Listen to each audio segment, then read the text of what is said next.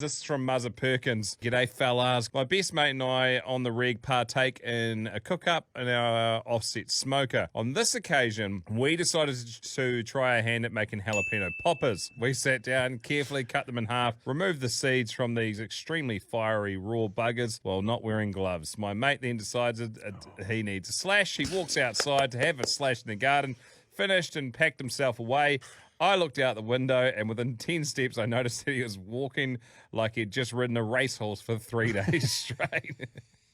As he approached the house, he started to make noises that suggested something had gone horribly wrong. He managed to get into the house and started yelling obscenities. I said, "What's wrong?" He didn't reply and rapidly started taking off his jeans. This is when I realised what had happened, and I proceeded to start a laughing fit that extended through the next 2 hours. Not helping. Turns out, instead of just taking out his member for a leak, he also thought it was a great idea to cup his beanbag and take that out as well. This hot as hell jalapeno juice had begun to take its extremely painful yet hilarious toll. He stripped his bottom half completely naked and made a beeline for the shower, all while shouting, "Give me some milk!" Unfortunately for him, I didn't have any milk or any other form of dairy product in the house. Turns out, water only amplifies the pain. I asked him if he wanted me to call an ambulance, and he goes, "No! What the F am I? How am I going to explain what's happened?" He pulled himself together after another half hour or so and rejoined me. The burning eventually calmed down when he decided to put his jeans back on. He ditched the undies and slid his pants back on, only to realise that the jalapeno juice had seeped into the crotch of his jeans. So now not only he had a badly burnt meat and 2 veggies, but also was the proud owner of a smoking hot gooch as well. He rode out the second wave of pain and vowed never to touch jalapenos again. My stomach hurt for 3 days straight due to the best damn laugh that I had ever had. Interesting side note, he reckons he's now bald as a badger downstairs and the hair won't grow back. Wow. Serious jelly. Welcome to another list of things that people should not have had to explain to another adult. I had to explain to somebody that suppositories don't go in your mouth. Especially after you've tried to use them correctly. My ex-sister-in-law really believed that the sun set into the ocean and extinguished... Oh, my God. The sun set into the ocean and extinguished itself. I had to explain to my wife, a fully grown adult, what a thumb war was after I started one with the kids, and she looked at me like I was special. Like you've never gone 1, 2, 3, 4, I declare a pinochle war. He almost divorced her after this intervention. Best one yet was when my brother's ex-girlfriend exclaimed, "Didn't you know marshmallows grow on bushes?" We all fell around on the ground laughing and tried to explain to her that marshmallows are made of sugar. In the end, we gave up, then convinced her that Mars bars grew on trees. Far out. I brought a whole pineapple into work one day and had to explain to a colleague what they looked like before they were pineapple rings. My daughter, at the age of 5 years of age, had to explain to a 26, maybe 28-year-old woman that ducks come from eggs. She thought only chickens came from eggs. And then my daughter listed every, written in capital letters, animal that comes from eggs and blew her goddamn mind even more. Especially when she said frogs and some lizards. Last of all, humans come from eggs inside us. The woman looked at me like, "Is this for real?" And I told her, yes, everything my 5-year-old daughter has said today is very true. That was a very proud mum moment. Michael Owen, I was explaining to an apprentice the other day that a higher credit score will help you get a better mortgage rate in the future. She said, "It's okay, I don't need a mortgage, I'll get a loan instead." Oh. I had to explain to an apprentice at work that you could get cash out of a cash machine on a bank holiday, even though the banks are closed.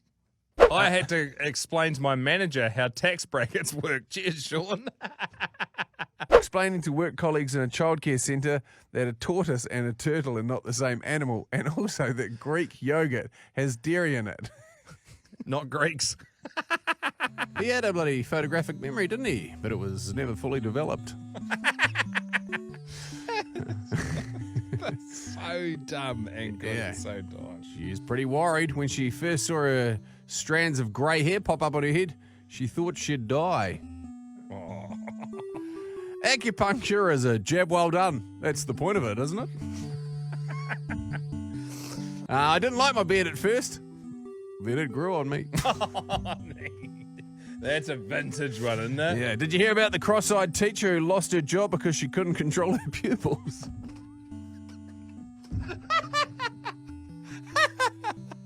So a guy goes into a butcher's shop to buy a kilo of snags. He asks the butcher, how do I cook them? The butcher says, just cook them like you do fish. The next day, the same guy goes in and buys another kilo of snags. The butcher replies, must love those snags. And the guy goes, no, not really, because because by the time I skinned and gutted them, there was bloody nothing left. This from Chris. Espresso may not be the answer, but it's worth a shot. When your girlfriend comes home in a white suit covered in bee stings and smelling like honey, you know she's a beekeeper. My wife says I wasted money by ordering a 3-metre wide frame for our wedding photo. I think she should look at the bigger picture. A cop left a nice note on my windshield to let me know that I'd parked my car correctly. It said parking fine. It's so bad. When you get a bladder infection, you're in trouble. My wife is a bodybuilder. She's pregnant. That's ridiculous. That is a good one, though. Taylor Griffin, a buddy of mine up in Auckland, needed a bit of digging done, so I put my hand up and said I'd come up and operate the digger for him. Taylor, you cock. Operate the digger for him, so I jumped on the digger and got stuck in. About an hour later, I ended up hitting the main surge line, which hundreds of houses fed into. We patched it up, covered it with concrete, and that was that.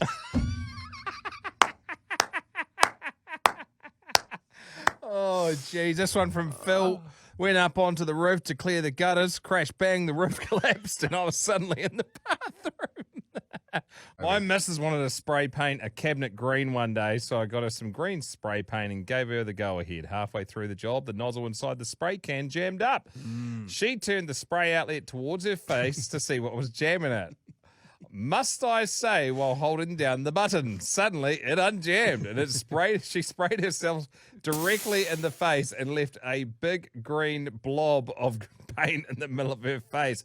I fell to the floor laughing. She didn't think it was actually that funny. Karen, what's the worst that could happen? Well, I redid the laundry, painted it all, just hanging in a shelf, screwed straight into the water pipe in the wall, proceeded to rip the wall apart. I had just clipped the 5mm pipe which was in it. That's the best. It's the worst. You finish the job and you got to go back and start again. This one here from Daniel, attempted to fix a leaking outdoor pipe at the parents while they were on holiday. Checked it 3 days later. Turns out it had burst and I'd created the new Nile River. Hefty bill that month. Unlucky uses. The new Nile River. This one here from Gary Alwyn Jones. Fixed my leaking pipe in the kitchen. Little did I know that I'd broke it further down. Woke up in the morning to a flooded kitchen. What's the worst that could have happened? Well, that. A few months after giving birth, I was talked into a swimming trip with the family. My body hadn't quite bounced back like the celebs do, but at short notice, I had no options. So I dusted off the old cozzy, squeezed into that sucker. It was tighter than a cat's ass, I have to admit. But needs must. Needs must. Needs must. Off we go to the local pool, which included some fancy slides. Not being an adrenaline sort of person, it was a definite no to all of those hellholes from me. I should point out at this juncture, though, I am a mum of boys. It's a steep learning curve, and you guessed it, after much cajoling and ribbing from my sons and husband, of course, I was talked into it. What could go wrong? Hadn't I seen all the children enjoying the slides? You're a grown adult. Piece of piss. Dad's done it. He's way cooler than you, etc., etc., etc. Well, I wasn't having that, so I bravely climbed the steps of hell and lowered myself into the mouth of Satan. Nothing left to do but to go for it. I was having second thoughts. Then one of the little bastards gave me a shove in the kidneys, and off I went like a buttered otter. Like a buttered otter. I shot down that mother effer, scrambling to the sides of the tunnel, trying to get some sort of friction to slow myself down. But to no avail. I bombed out of the bottom of that tunnel like a high-speed land train into the plunge pool. I emerged from the water to see a lineup of my sons and my bastard husband all laughing at me. I went ballistic, which is very out of character for me because I'm actually quite a lady. But I saw red and let them have it. I swore several times, then my attention was diverted by the lifeguard frantically blowing his whistle and pointing at me. Long story short, I got removed from the pool and now have a lifetime ban. Apparently, they frown upon offensive language in front of minors, but mainly they don't tolerate indecent exposure. The force of me entering the plunge pool in such a tight and old costume was similar to a car crash. The airbags deployed.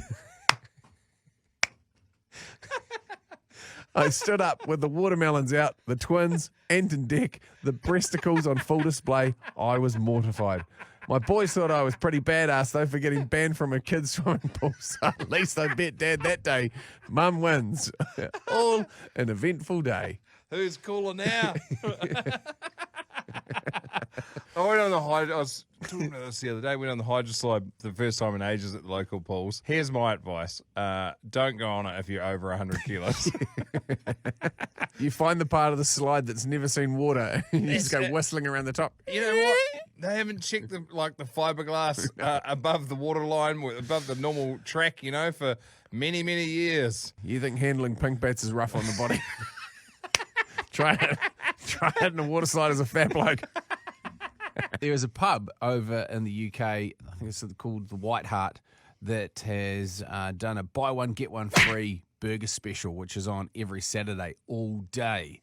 And they wrote, this week's burger banter is the origin of the nickname, courtesy of the Rock Drive. There's some belters in here. The Sniper's Nightmare, obviously what kicked everything off, is in their early doors. My dad used to work with a guy with one leg shorter than the other, causing him to bob side to side when walking, hence the name Sniper's Nightmare. On the Sniper's Nightmare burger, a 10-ounce steak burger topped with bacon, fried onions and cheddar. Delicious. Straight down the middle. Toes, which is this guy I worked with, had his head so far up the boss's ass, all you could see was his toes. Chicken fillet, chorizo, mushrooms, and Westcombe cheddar. Delish. The Clumsy Beekeeper. My mate's cousin had shocking acne, so he got the nickname the Clumsy Beekeeper. Absolutely brutal, but this burger's delicious. Chicken fillet, tomatoes, jalapenos, and a pizza pepperoni brioche. There's the acne. Yeah. The Dick Do Burger for £19. A guy I know has a hell of a gut on him, so we call him Dick Do because his belly sticks out further than his Dick Do. It's still one of the greats.